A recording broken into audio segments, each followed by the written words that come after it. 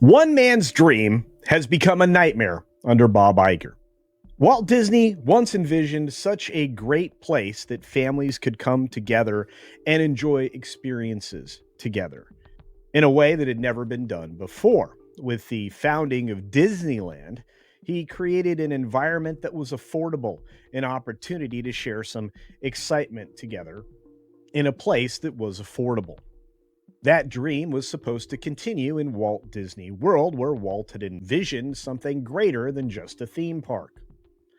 Sadly, his vision was never put in place, but instead, a week-long vacation destination was the end result, where young families could enjoy an entire week's vacation at a reasonable price, at least back then, and share those memories for a lifetime, with a lot of extra added value that just came along with that wonderful Disney magic.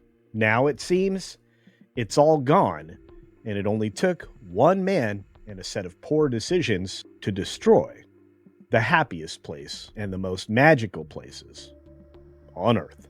Yet, before we get started, let's jump into the idea that you need to check if you're subscribed. If you're here for the first time or the 1000th time, look down below, make sure that little subscribe button is turned to gray and you're subscribed. Turn on all notifications from the notification bell so you don't miss anything, because there's plenty of videos and live streams every week for you to enjoy, and you wouldn't want to miss one of them. In fact, check out this video right there. So without further ado, let's get on to the story. Coming to us from that park place, Walt Disney's dream dies as middle-class families are priced out of Walt Disney World vacations. Cost rises while value diminishes. And that's not overstating it at all. Marvin with this one goes into storytelling mode, saying, "Once upon a time, a Disney World trip was the dream vacation for the middle-class American families. Now, due to Walt Disney World's cost increases, it's increasingly looking like an exclusive getaway for the ultra-rich, or those willing to take on financial ruin for a few days of nostalgia, which is drying up if you ask me." Recent reporting from Fortune magazine highlights just how far Disney's pricing has spiraled out of control, with peak ticket prices reaching a staggering $194 per person per day before taxes. For a family of four, a single day at the parks can now cost $766, without factoring in the lodging, the food, or upcharges that Disney has managed to tack on to pretty much everything. Those things were once previously included benefits. There was a lot of value added back then. That's gone. And in probably one of the most brilliant subheadlines I've seen in a long time, "More expensive, less magical." While the price of a Disney vacation has soared, the value of that vacation has plummeted. Features that were once part of the package, such as the Fastpass ride reservations, the free airport shuttles called Magical Express, and resort perks like extra magic hours and even daily turndown service have all been stripped away, only to be replaced by expensive upcharges. There are many more pluses that used to exist at the parks, but we don't have time to get into them. Of course, at one time, Disney marketed these offerings as free, but in reality, their costs were simply baked into the overall vacation price. The difference now, they're gone, but the prices keep rising, and the once extra were, well, priced in multiples much, much higher. Guests are paying for more while getting less, a point that I've been making for the last 6 years, creating a stark contrast between what Disney once was and what it became. Essentially, Disney went for the live service model, wanting you to be a pay pig in order to get the best possible experience and access to some of the things that are most sought after, without having to wait for it, that is. There's been a shift apparent that Disney's goal were a new tiered experience model, something that they claimed to be getting rid of back when they were trying to rebrand their 3 levels of hotels.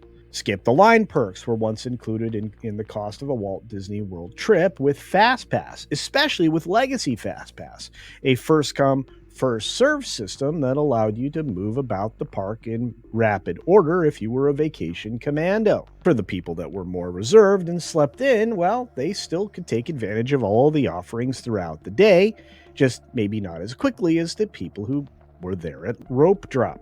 In their place is now a hefty price tag. The Lightning Lane multipass costs up to $40 per day per person. That's insane. While individual lightning lanes from top tier attractions like Tron and Guardians of the Galaxy Cosmic Rewind can run up to $15 per ride. In other words, we're back to a ticket system, but in the most extreme way. Extended park hours are no longer a benefit for all Disney resort guests. Only those staying at the highest tier deluxe resorts, which can cost over $1,000 a night, can access extended evening hours without a hefty price tag. Dining reservations and mobile ordering have turned into a competitive sport, requiring guests to either plan every meal months in advance or risk limited options, which seems ridiculous to anybody that's looking in from the outside. Having dined at nearly every Disney restaurant everywhere on the property, even the non-Disney ones, I can say there are very few that should be demanding reservations that far in advance, because they're really not all that good. And these changes have transformed Disney into a park where those who pay more get vastly superior experiences, while those who don't are left with long lines, restricted access, and an overall diminished sense of magic. And I think that's ultimately what it comes down to.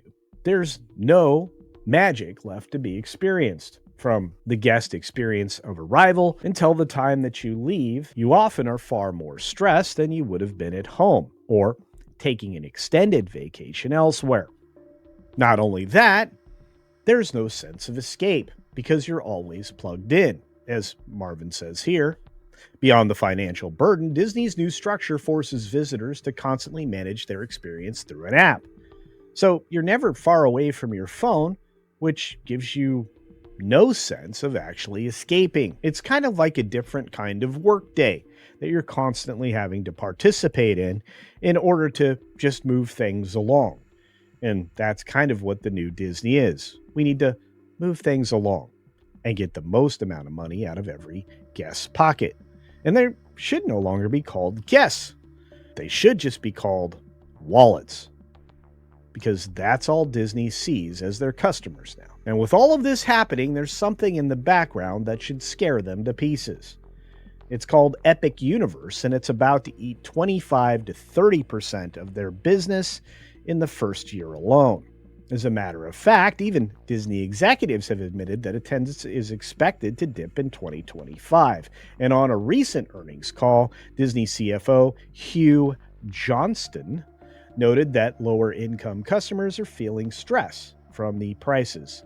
An understatement for the millions now priced out of a Disney vacation.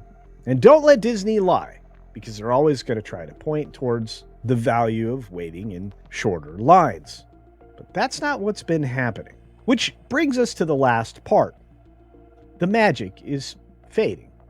At its core, Walt Disney World was meant to be a place where families of all backgrounds could create lifelong memories. Today, it's become a luxury experience available only to those who can afford to shell out thousands for the privilege. I've seen people with vacation packages exceeding $15,000, and that was for an experience that used to cost much, much less with all of the available perks and Disney magic that existed in the past. That's absolutely disgusting, even in light of recent inflation.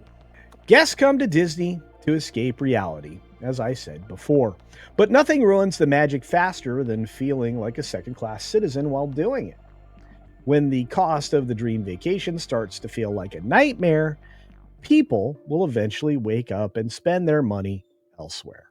And let me tell you, that's 100% true. At the end of the day, Disney used to be all about a magical experience.